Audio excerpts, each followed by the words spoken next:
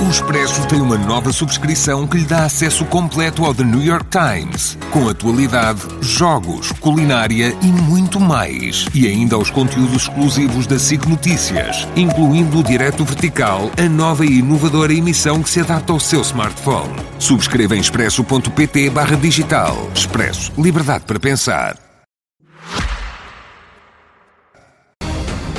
Boa noite. Rumo às presidenciais 2026, vamos hoje ter frente a frente os candidatos João Coutinho Figueiredo e Jorge Pinto. O debate vai ser transmitido em direto e em simultâneo na RTP1, RTP Notícias e RTP Internacional. O sorteio indicou que a primeira intervenção cabe a Jorge Pinto e a última a João Coutinho Figueiredo. Cumprimento-vos a ambos e começava por si, Jorge Pinto, aqui comigo na grande entrevista. O senhor admitiu desistir da corrida se estivesse em causa a ida de um candidato de esquerda à segunda volta. Tendo em conta que as sondagens o colocam no fim da tabela, o senhor está mais próximo da desistência?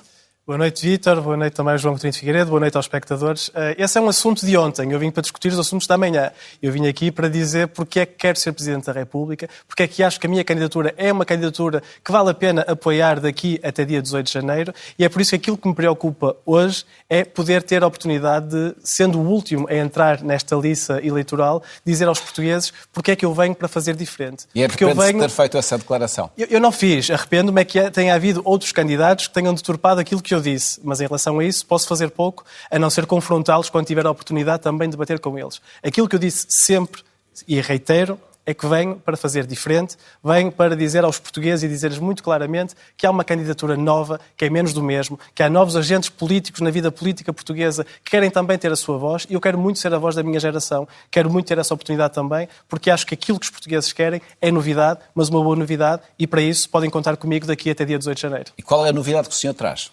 Trago uma maneira diferente de fazer política, uma maneira diferente de estar na política, uma maneira até diferente... É uma fórmula pouco aberta. Tem razão, Vítor, mas é a maneira de saber o que está em causa nestas eleições. É vir para este debate falar das temáticas que competem a um Presidente da República e não, por exemplo, temáticas que são mais adequadas a uma eleição legislativa. E eu quero que falemos dos assuntos que dizem respeito à capacidade e aos poderes que a Constituição consagra para um Presidente da República. É isso que eu quero fazer aqui também, porque acho que os outros debates são muito importantes, mas noutras campanhas, noutras eleições. Aqui gostaria muito que falássemos de eleições presidenciais e do papel que um Presidente da República, e com isto termino, pode e deve ter num mundo em acelerada mudança, num mundo que daqui a 5 anos será, se calhar, muito diferente daquele que nós conhecemos hoje, e é importante saber bem o que pensam os possíveis futuros Presidentes da República, porque eu tenho um pensamento muito concreto e é isso que eu quero responder, mais do que sobre supostas desistências que nunca estiveram em cima da mesa. João Coutinho Figueiredo, eu ainda não vou aos poderes do Presidente, porque é esta questão de que o que é que cada um de vós fará se chegar a Belém, mas há uma questão de hoje que eu tenho que lhe colocar e que é a seguinte. A propósito da revelação que o senhor fez de que foi abordado por pessoas ligadas à candidatura de Marcos Mendes para não avançar, o diretor da campanha de Marcos Mendes, Duarte Marques, em declarações ao Observador, disse hoje o seguinte, e eu vou citar: quando as insinuações não são concretizadas, não passam de insinuações e são um ato de cobardia, que em política é muito feio. E afirma que o senhor só tem 2 hipóteses, ou responder com total transparência e dizer quem o pressionou, para desistir, ou então pedir desculpa. O senhor vai revelar tudo o que aconteceu ou vai pedir desculpa neste debate? Primeiro que tudo, muito boa noite, Vítor Gonçalves, boa noite, Jorge Pinto, e boa noite a todos aqueles que acham que Portugal pode ser mais e melhor. E não tinha ouvido essas declarações na íntegra. Essa coisa da cobardia faz um bocado de impressão, especialmente quando vem de uma campanha que até agora não soube explicar exatamente porque é que apoiantes seus se sentiram autorizados ou à vontade para me pressionar a não avançar ou pensar já em desistir a favor de Marcos Mendes. Quando eu disse o que disse era para que essas pressões parassem e pararam, portanto, esse objetivo está atingido. Entretanto, o próprio candidato Marcos Mendes veio dizer que essas pessoas não estavam mandatadas, portanto, são apoiantes que não estavam mandatados, eu acredito. Portanto, para mim, neste momento, o assunto não tem mais nada de dizer, a menos que insistam em termos como cobardia política, porque então tínhamos outras reações a fazer. Mas eu não quero escalar o problema. Para mim o assunto está esclarecido. Portanto, não vai nem pedir desculpa, nem revelar não retiro uma vírgula que disse, porque é verdade. Expressões. E sobretudo porque era importante para mim que deixassem de haver aqueles contactos, aquelas tentativas de intimidar uma candidatura que apareceu, está a correr bem. Aliás, eu elogio... Intimidar é uma palavra forte. Então, mas quando se faz uma pressão para desistir, o que é que é? Mas uma pressão, eu suponho uma contrapartida, uma ameaça. Então vamos dizer, o meu objetivo era que essas pressões parassem. Pararam. Portanto, estou satisfeito. O objetivo está atingido. Está atingido. Muito bem, vamos à questão da saúde, e começava por si, João Coutinho Figueiredo, porque no seu manifesto político que apresentou este fim de semana, o senhor disse que o SNS está corrupto e que não reformar estruturalmente o sistema de saúde é irresponsável e ser cúmplice desta corrupção. Quando o senhor fala em corrupção, o senhor quer mesmo dizer corrupção? Quer dizer corrupção, e expliquei no discurso o que é que estava exatamente a referir-me. Corrupção não é só a corrupção legal de que alguém recebe um benefício em troca de fazer uma coisa que é ilícita. Há a corrupção moral, há a corrupção técnica, no sentido de coisas que se deterioram ao ponto de se tornarem perversas. E dei exemplos. Há uma que é corrupção legal, o caso das funcionárias em Cortegaça, uma freguesia de 3.700 habitantes, onde foram inscritas 10.000 pessoas, sem que o sistema detectasse isso, senão muito mais tarde, a troco de benefício próprio. Essa é uma corrupção legal. Corrupção moral, os médicos que se aproveitam de incentivos que de facto são perversos dentro do SIGIC para fazerem cirurgias pagas a peso de ouro, retirando com isso recursos às pessoas que efetivamente deles necessitam. E há corrupção que eu vou chamar-lhe quase tipo técnico, também de total desleixo, quando há uma médica que receita 65 mil receitas, não são 200, nem 300, nem 100 mil, são 65 mil receitas de um medicamento antidiabético, lesando o Estado, nem fiz as contas, mas certamente tem muitos milhares de euros, não sei se milhões de euros. Lesando os diabéticos que necessitam do medicamento, não é? E fazendo com que ele falta aos que efetivamente precisam. Portanto, o que eu digo é, isto foram 3 exemplos no espaço, não sei, de 5 dias, 6 dias. Uma semana. Sim. A interrogação é quantos mais casos destes haverá? E que sistema está montado que deixou passar estes casos, em alguns casos durante anos, que está a deixar passar outros. E, portanto, não espanta que a OCDE venha dizer já aqui há uns tempos que há 20% de desperdício no SNS. Eu não fui ver exatamente como é que essa conta foi feita. Mas não me espanta com este tipo de desleixo. Portanto, quando eu falo em corrupção, falo daquela que normalmente se associa à corrupção legal, de obtenção de vantagem financeira para fazer algo ilícito, mas também das outras.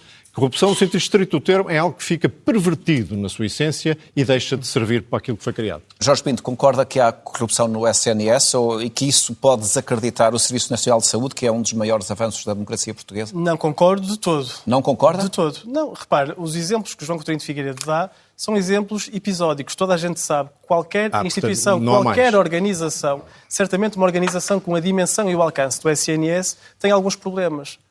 Novidade, vai sempre tê-los. Nós estamos aqui para ajudar a corrigi-los.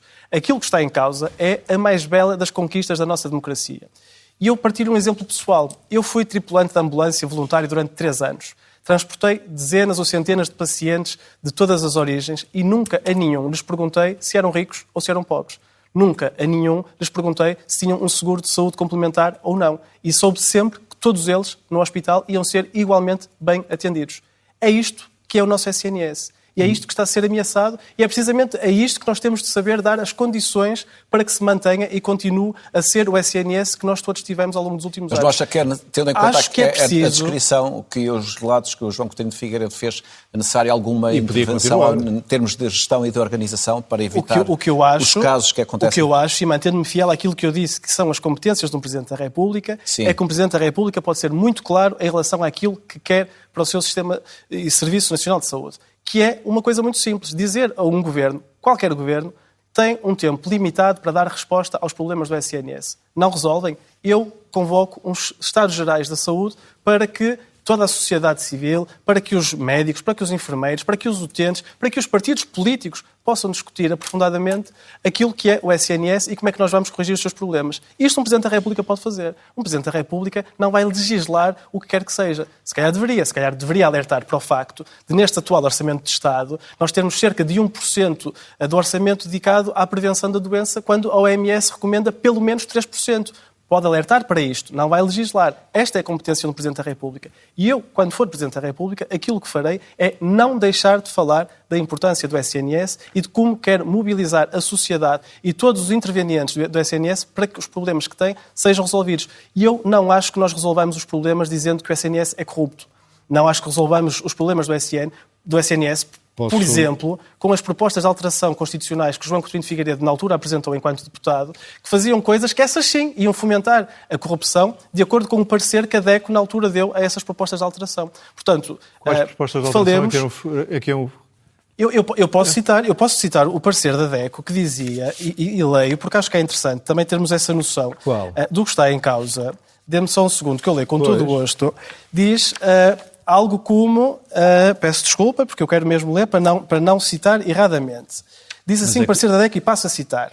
A verdade é que a entidade reguladora da saúde, embora conhecesse um reforço de funções de fiscalização, nomeadamente na área financeira, e cito a parte importante, veria diminuído o âmbito de atividades económicos objeto de regulação e fiscalização e perderia então atribuições em matéria de supervisão. Isto é o parecer da insuspeita DECO. Portanto, acho que é importante responder nesta discussão. É que realmente vou dar a palavra. Foi um churrilho, desculpe lhe diga. Não, primeiro, acha que não se resolve os problemas da SNS chamando a atenção para os seus problems. Resolve-se dizendo que é mais bela conquista. Eu acho que é alertando para os problemas reais. Isso é ofensivo para as pessoas. É ofensivo para as pessoas que estão, em muitos casos, há meses e meses à espera de consulta ou de cirurgia. Há demasiados meses, sei bem.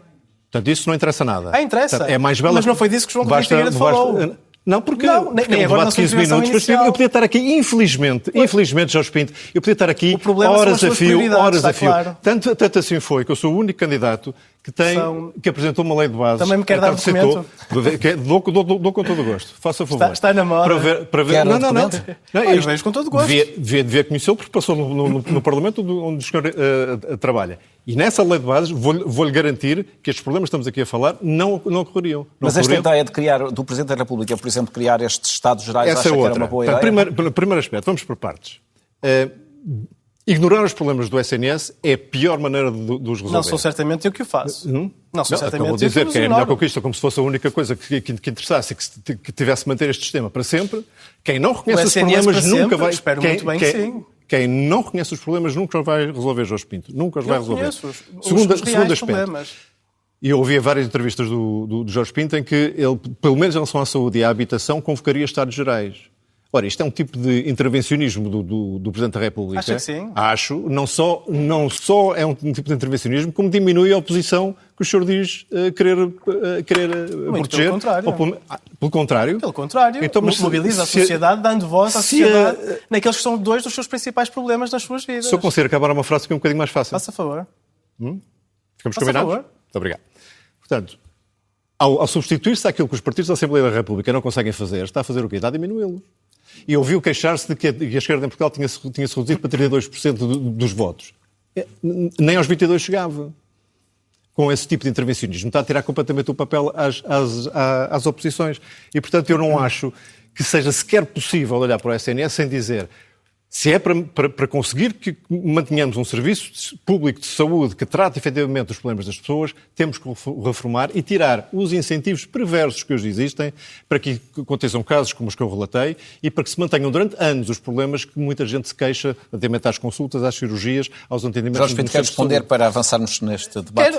Eu fiquei sem perceber então afinal o que é que são as competências do Presidente da República e o que é que não são, porque o João Coutinho de Figueiredo, por um lado, diz que convocar Estados Gerais, mobilizar a sociedade é intervenção em demasia de um Presidente da República, quando em paralelo dá alterações bem concretas àquilo que gostaria de ver no SNS. Estou só a dizer o que é que aquilo que eu digo, e digo com toda a clareza, e por isso falei, e se ouviu, ainda bem, espero que tenha ouvido com atenção as minhas entrevistas, é que se nós queremos preservar aquilo que a Constituição diz, e aquilo que um Presidente da República deve fazer é defender, cumprir e fazer cumprir a Constituição. O que a Constituição diz sobre saúde, temos de reconhecer os problemas. Eu sou o primeiro a reconhecê-los, os problemas reais. Aquilo que eu quero é que eles sejam resolvidos e, não sendo, sim, convocaria os Estados Gerais para que a sociedade, toda ela, se mobilizasse para responder àquele que é, possivelmente, o problema que diariamente mais afeta os portugueses, que é, efetivamente, a falta de médicos de saúde. É insustentável, temos mais de 1.500.000 portugueses sem saúde e é insustentável os tempos de espera que existem para uma primeira consulta ou para intervenções cirúrgicas. Essa é, de acordo com a Constituição, a competência do Presidente da República. Que é um dos que mais interfere na atividade política dos partidos.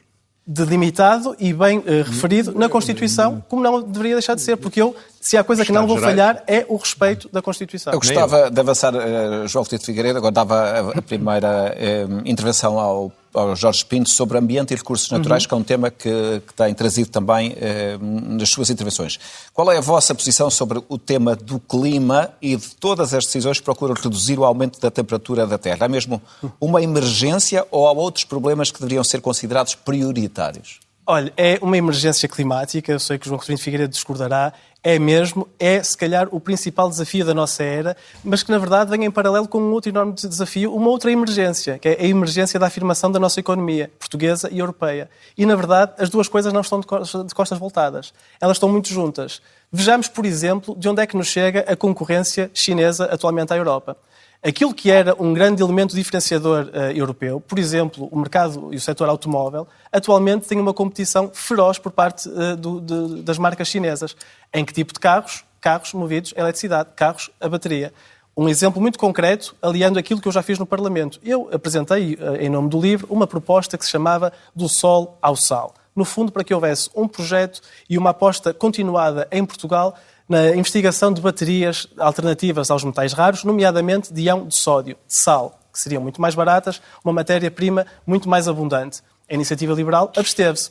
A ironia da coisa é que meses depois, a CATL, uma das principais produtoras de baterias a nível mundial chinesa, anunciou que ia começar a produção massiva desse tipo de baterias e que em breve elas iriam substituir metade das baterias de íon de sódio. João Coutinho de Figueiredo, que está com déficit de... Numa linguagem que se calhar o João Coutinho de Figueiredo percebe melhor, a transição ecológica é a melhor oportunidade de negócio para o nosso país. Saibamos nós imaginar o país dessa forma, coisa que infelizmente João Coutinho, num conflito entre transição ecológica e custos sociais dessa transição, o que é que deve prevalecer? Deve prevalecer o bem-estar humano, que é tão afetado pelas alterações climáticas, como é afetado pelo empobrecimento que o Jorge Pinto e o partido dele defende.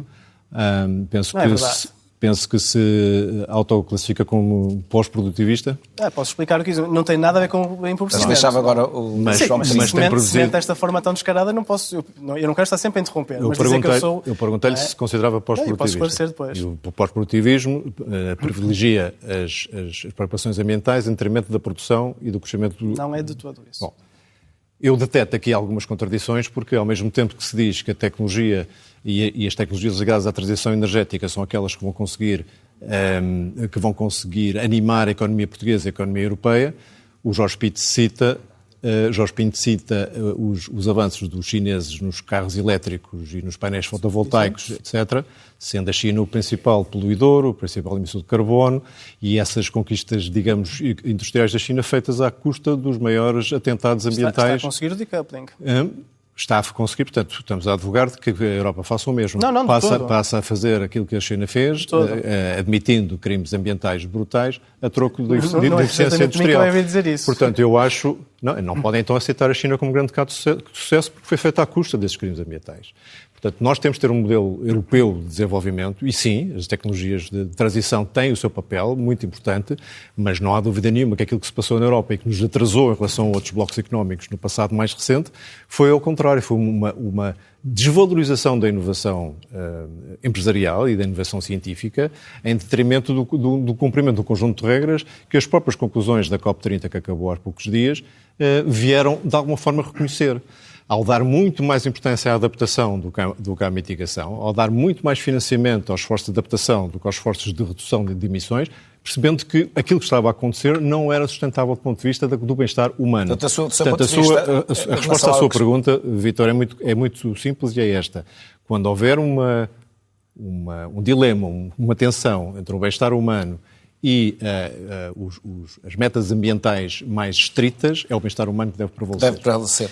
Eu acho que esta é a grande diferença, é que eu não consigo separar o que é o bem-estar humano do bem-estar do planeta e não consigo conceber que achemos que a tecnologia, que a inovação tecnológica, que ainda bem que existe, eu defendo essa inovação tecnológica. Claro, é a única maneira de resolvermos o problema. O que eu não consigo conceber é que achemos que esta inovação tecnológica não vai emancipar os seres humanos e, em paralelo, proteger o meio natural. É esta falta de ambição, uma vez mais, que me custa no João Coutinho de Figueiredo, que se diz o mais ambicioso dos candidatos. É esta falta de capacidade para imaginar um Portugal, como tantas vezes diz... Quer que eu diga que agora está a mentir também? E, portanto, repito, A transição ecológica é essencial, o combate às alterações climáticas é essencial e, sim, a adaptação é essencial, em particular em Portugal, um dos países da Europa que mais será afetado pelas alterações climáticas, olha, em coisas como o aumento do número e intensidade dos fogos florestais. Por isso, sim, saibamos responder a esta emergência. Outro tópico que eu gostava de ouvir a vossa opinião, enquanto eventuais presidentes da República, trabalho e greve. João Coutinho de Figueiredo, a greve geral é a melhor forma, do seu ponto de vista, dos trabalhadores responderem às mudanças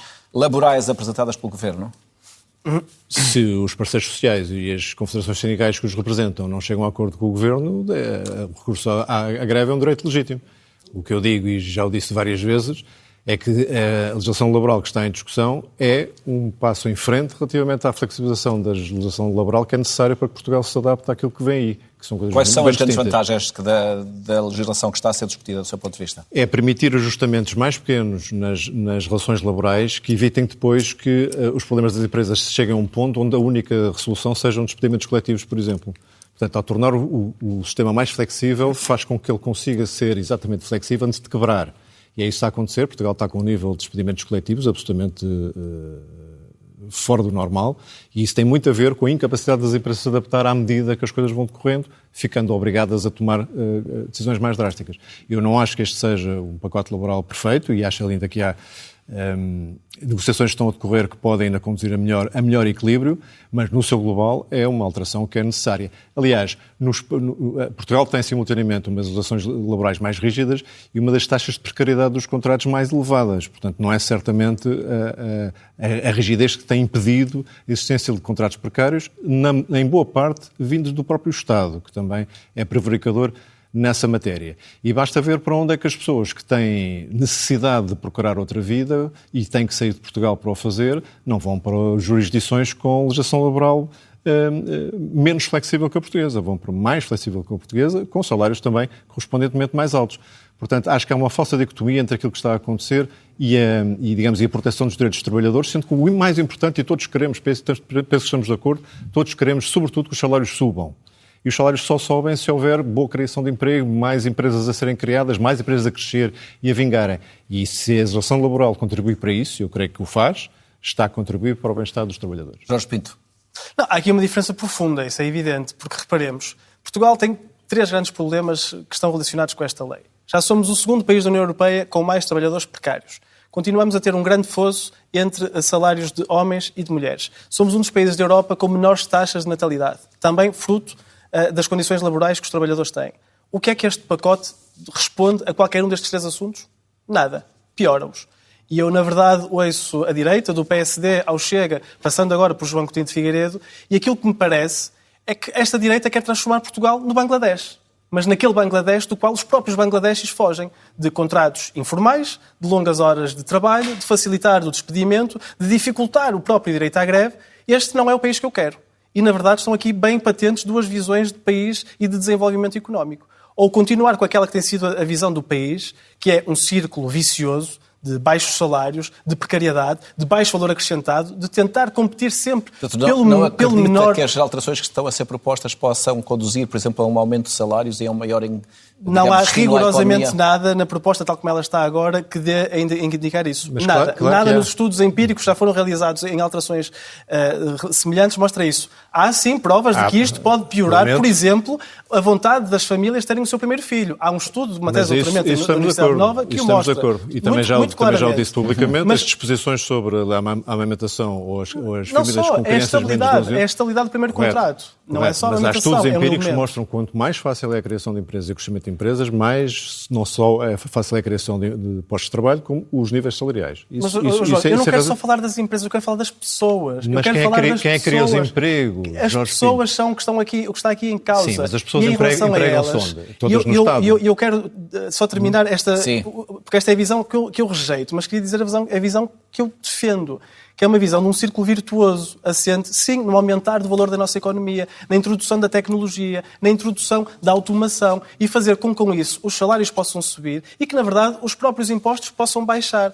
Este é o país no qual eu acredito e sei que é possível construir. O que está em cima da mesa não é rigorosamente nada disso. E, na verdade, custa-me muito mesmo, e o João Coutinho de Figueiredo voltou a dizê-lo aqui hoje, que achemos que trazer a inovação, que a economia do futuro, que aquilo que vai, na teoria, emancipar os seres humanos, aquilo que faz na prática é retirar-nos direitos. Algo está errado com essa tecnologia. E, na verdade, a história mostra que nós podemos ter mais salários, melhores condições, mais direitos dos trabalhadores, enquanto inovamos tecnologicamente. É este o exemplo então, que eu quero seguir. Não quero que as duas coisas sejam separadas. Acontece que a legislação laboral que está em vigor foi ou rígida como é agora, ou ainda mais rígida no passado. E não chegámos lá.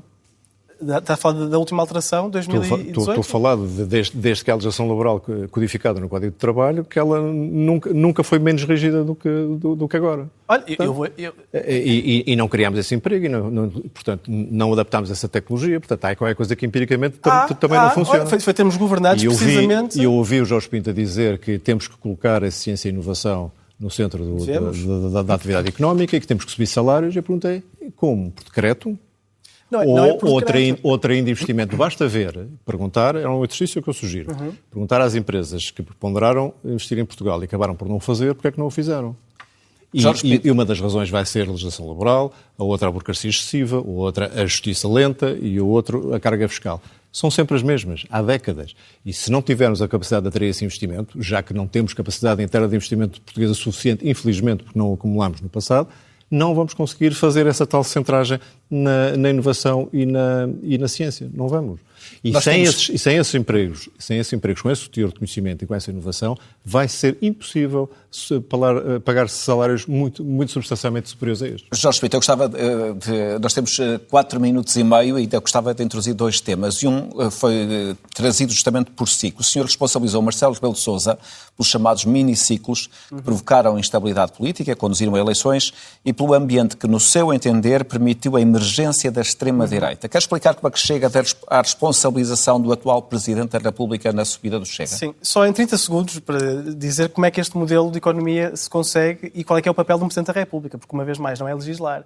Mas aquilo que essas empresas que poderiam e bem investir aqui em Portugal na transição tecnológica e ecológica, o que elas procuram não é menos meio ponto percentual de IRC. O que elas procuram é estabilidade das políticas. Elas procuram previsibilidade e apoio por parte do Estado português. E era isso que eu gostaria que lhes fosse dado. Em relação a essa pergunta, são os dados sintéticos e empíricos. Basta ver qual é que era a presença da extrema-direita no Parlamento português quando Marcelo Rebelo de Sousa tomou posse e qual é que é agora. Mas basta ver a cada eleição... estabelece essa correlação com o Presidente da República? Não, porque foi ele que deu asa que houvesse um novo ato eleitoral. E porquê? Porque o próprio se colocou numa má posição negocial ao dizer que demitiria e dissolveria a Assembleia da República em determinadas condições. Isso contribuiu para a subida do Chega? Isso contribuiu para a queda da Assembleia da República, evidentemente, porque foi o próprio que dissolveu por vontade própria, e isso teve o reflexo de, a cada nova eleição, haver esse crescimento. Portanto, foi, e será certamente o grande legado de Marcelo Rebelo de Sousa, foi não ter sabido colocar-se a ele próprio numa boa posição negocial, tendo preferido o contrário, e colocado Portugal perante estes miniciclos, o que também são uma das razões pelas quais muitos portugueses estão hoje cansados com a vida política, com os agentes políticos, e aos quais nós também, enquanto candidatos a Presidente da República, devemos dar resposta. E é também para isso que eu aqui estou. João Coutinho Figueiredo, sobre esta questão dos miniciclos e a eventual responsabilidade do Presidente da República. Tenho uma explicação diferente e tem a ver com o sectarismo que também aqui deu provas o Jorge Pinto. Porque diz coisas do género: eu quero dirigir-me ao eleitorado do Chega, porque esse eleitorado até há pouco tempo votava até nos partidos. E ao seu também. Até à esquerda. E ao seu também. Eu tenho recebido muitas missivas de eleitores do LIVRE que estão com a minha candidatura, mas não se assustem. E veremos depois deste debate como é que vai esse balanço. E sei que essas... Agora perdi-me aqui neste... Estávamos a falar da questão dos miniciclos e do papel que o Presidente da República teve... Não, que se dirigia ao eleitorado do Chega, porque esse há pouco tempo votava em partidos à esquerda, mas que não estava interessado em contar com apoios de passistas, porque essas eram pessoas que já tinham desistido do país e não estavam interessados neles. Eu recordo que houve cerca de 2 milhões de pessoas a votarem em Pedro Passos Coelho na altura. Portanto, olhar para 2 milhões de portugueses e dizer estes não quero porque já desistiram do país, eu não me importava nada que todos os que votaram em Pedro Passos Coelho votassem em mim, nada, e digo já. E isso teria até com grande orgulho. E depois, porque quando ouvi o Jorge Pinto dizer que a revisão constitucional a acontecer e se chegasse ao Palácio de Belém com o Jorge Pinto como Presidente, coisa que evidentemente não irá acontecer. Diga lá. Mas que dissolveria a Assembleia se essa revisão fosse drástica. E não descreveu exatamente o que era drástica. Não disse isso. Não descreveu exatamente o que era drástica, era uma apreciação sua, era bom clarificar e que ficasse claro já fiz na grande entrevista, fiz aqui com o Vítor Gonçalves. E depois diz que basta consultar o Conselho de Estado se lhe tiver para aí virado nesse dia, e é uma coisa absolutamente ligeira. Eu pergunto, se convocar eleições na sequência dessa revisão constitucional e a mesma maioria for confirmada, o que é que faz? Demite-se, não? Eu já respondi isso. Nós estamos mesmo no final do Mas Vítor, eu tenho um bocadinho menos de tempo, se puder, em 10 segundos. Eu levo muito a sério o juramento que o Presidente da República faz. Eu levo muito a sério aquilo que é uma eventual revisão constitucional. E eu percebo que o João Coutinho de Figueiredo, imediatamente depois destas eleições, tenha pedido que essa revisão fosse feita só à direita. Eu? Percebo. Disse-o. E aquilo que eu quero dizer, e disse com toda a clareza, eu achava que era, é que uma vindo da Amarante e da terra de Agostina e da Amadeu, eu achava que era mais honesto. Uma dissolução da Assembleia da República não é nunca uma sanção a qualquer governo. É, na verdade, uma mensagem que o Presidente da República dá aos portugueses que o elegeram. Está a tentar referendar a Constituição, coisa que não é permitida. Referendar uma revisão constitucional não é permitido constitucionalmente. Vai-me dizer a mim que não é. Tenho uma última pergunta, porque o nosso tempo terminou mesmo. Mas é importante esclarecer isto, porque eu até, e o Vítor não me deixa mentir, porque esclareci junto de si tudo aquilo que era, no meu entender, uma revisão drástica da Constituição. E a última palavra será do João Coutinho de Figueiredo, e esta, na política umas vezes ganha-se, outras vezes perde-se. Como é que os senhores lidam com a derrota? Veremos. Repare, tenho boas referências políticas que só conseguiram... Nestas eleições em concreto. Que se ingraram depois de várias eleições perdidas. Muitos grandes líderes mundiais só se ingraram depois de perder eleições. Aquilo que me parece absolutamente essencial é que nos mantenhamos firmes e fiéis àquilo que acreditamos. Se o fazemos, se conseguimos passar a nossa mensagem, nunca somos derrotados, somos sempre vencedores, independentemente dos resultados. Mas dito isto, eu quero ter um excelente resultado e quero mesmo ser a surpresa nesta primeira volta. A minha pergunta não insinuava nenhuma resposta, nenhum resultado futuro. Iminente. João, não. Infelizmente tenho uma vida suficientemente longa para já ter ganho e perdido muitas vezes. Eu acho que contei o número de vezes que nos levantamos, que tenha que seja pelo menos uma vez mais do que o número de vezes que caímos. Lido muito bem com isso e tento, obviamente, retirar ensinamentos e aprendizagens das derrotas que vão ocorrendo ao longo da vida. João Coutinho de Figueiredo e Jorge Pinto, muito obrigado por terem participado esta noite neste debate na RTP. O próximo debate vai ser na próxima quinta-feira. Estarão frente a frente António José Seguro e João Coutinho de Figueiredo, que regressa para a terceira vez a um debate na RTP. O Expresso tem uma nova subscrição que lhe dá acesso completo ao The New York Times, com atualidade, jogos, culinária e muito mais. E ainda aos conteúdos exclusivos da SIC Notícias, incluindo o Direto Vertical, a nova e inovadora emissão que se adapta ao seu smartphone. Subscreva em expresso.pt/digital. Expresso. Liberdade para pensar.